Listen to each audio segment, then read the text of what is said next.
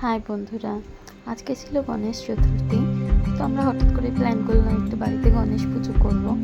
সবার প্রথমে আমি যেটা করেছিলাম, এই টুলের মধ্যে জিআই তার লাগিয়ে এই ব্যাগটা তৈরি করেছিলাম, মানে যেখানে গণেশ ঠাকুরকে বসানো হবে।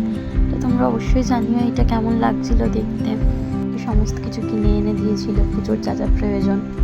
আর তারপরে আমি পুজো করতে বসে গিয়েছিলাম। হ্যাঁ, পুজো করতে বসিনি, পুজোর সব গোছাতে বসেছিলাম।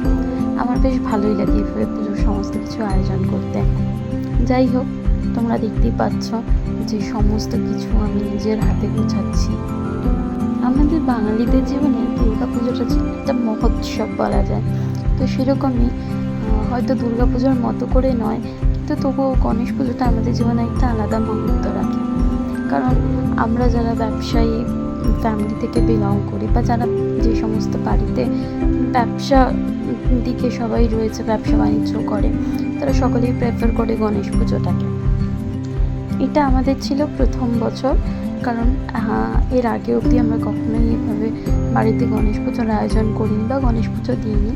হ্যাঁ, অক্ষয় তৃতীয়াতে আমরা গণেশ লক্ষ্মী একসঙ্গে পুজো করেছি, কিন্তু এভাবে স্পেশালি গণেশ ঠাকুরের পুজো আমরা করিনি। তো এবছর প্রথমবার, তো আমরা এবছর প্রথমবার খুব ছোট্ট করেই বাড়িতে আয়োজন করেছিলাম গণেশ পুজোর। আর আমরা প্ল্যানিং করেছি যে এবছর আমরা ছোটো করে গণেশ পুজো করছি, নেক্সট ইয়ার আমাদের উপরে ঘর করার প্ল্যান হচ্ছে। তো সেটা হয়ে গেলে আমরা পরের বছর থেকে খুব বড় করে গণেশ পুজো করবো, এটা আমরা এই বছর থেকে ঠিক করেছি। আজকে পাড়াতেও পুজো ছিল, তো যাই হোক আমি সেখানে সকাল থেকে সময় দিতে পারিনি। আমি এই সময় বাড়িতে পুজোর সমস্ত গোছাচ্ছিলাম, আর আমার বরমশাই, শাশুড়ি মা, আমার মেয়ে সবাই চলে গিয়েছিল পাড়াতে গণেশ পুজো দেখতে। কারণ পাড়াতেও পুজোতে সবার নিমন্ত্রণ ছিল। পাড়ার পুজো বলতে ওটা বারোয়ারি পুজো, মানে পুরো পাড়া মিলিয়ে। তো সেখানে ওরা সবাই গেছিলো একটু ওখানে দেখতে পুজো, আর আমি বাড়িতে আমাদের পুজোর আয়োজন করছিলাম। তো যাই হোক, আমার বেশ ভালোই লাগছিল। কিন্তু ওরা গেছিলো, আমি পাড়াতে যেতে পারিনি বলে একটু মিস করছিলাম, যে আমি একটু যদি ওদের সঙ্গে যেতে পারতাম আমার ভালো লাগতো।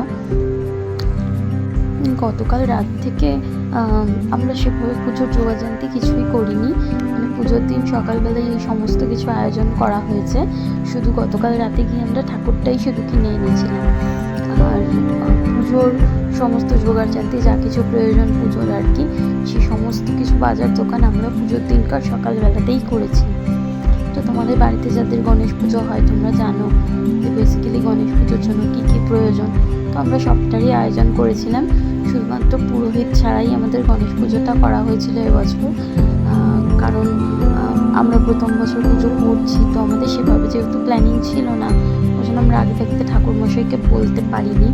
আর জানোই যে পুজো আজকের দিনে ঠাকুরমশাইকে আগে থাকতে না বলে রাখলে ঠাকুরমশাই পাওয়া যায় না, কারণ পুজোতে ঠাকুরমশাইদের ডিমান্ড প্রচুর।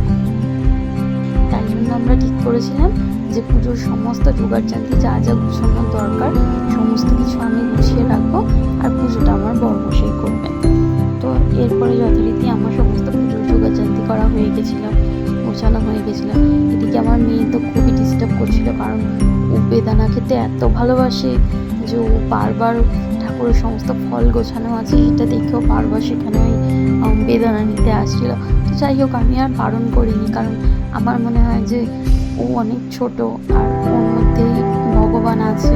তো ও যদি ঠাকুরের প্রসাদ তুলে খেয়ে নেয় তাতে আমার বিশেষ কোনো, মানে এখানে আমরা যেরকম ভাবি যে ঠাকুরকে দিয়েছি তার আগে কেউ নিয়ে খেয়ে নেবো, জিনিসটা এঁঠো হয়ে যাবে, তো সেরকম কোনো ভাবনা চিন্তা আমাদের মধ্যে আসে না। আমরা ওকে বারণ করি না বেসিক্যালি। তো যাই হোক, পরে আমার বড়মশাই পুজোয় বসে পড়েছে। সে গণেশ পুজোর মন্ত্র জানে না, তাই একটা বই কিনে এনেছিল গণেশ পুজো মন্ত্র পড়ার জন্য, সেটা দিয়েই গণেশ পুজো করতে বসে পড়েছিল। যাই হোক, আমাদের পুজোটা ভালোই মানে আমরা ঘরোয়াভাবে যেটুকু পুজোর আয়োজন করেছিলাম এবং নিজেরাই পুজো দিয়ে যথেষ্ট স্যাটিসফাইড। আমাদের কোনো এখানে কোনো খামতি নেই বা কোনো খেদ নেই যে না আমাদের ঠাকুরমশাই ছাড়া পুজো হয়েছে। তো যাই হোক, পরের বছর থেকে আমরা প্ল্যান করেছি ঠাকুরমশাই দিয়ে পুজো করার। তো তোমরা সবাই আমাদের পাশে থেকো, যেন পরের বছর থেকে আমরা খুব বড় করে গণেশ পুজো করতে পারি। তোমরা যারা ইউটিউব থেকে আমার ভিডিও দেখো তারা অবশ্যই সাবস্ক্রাইব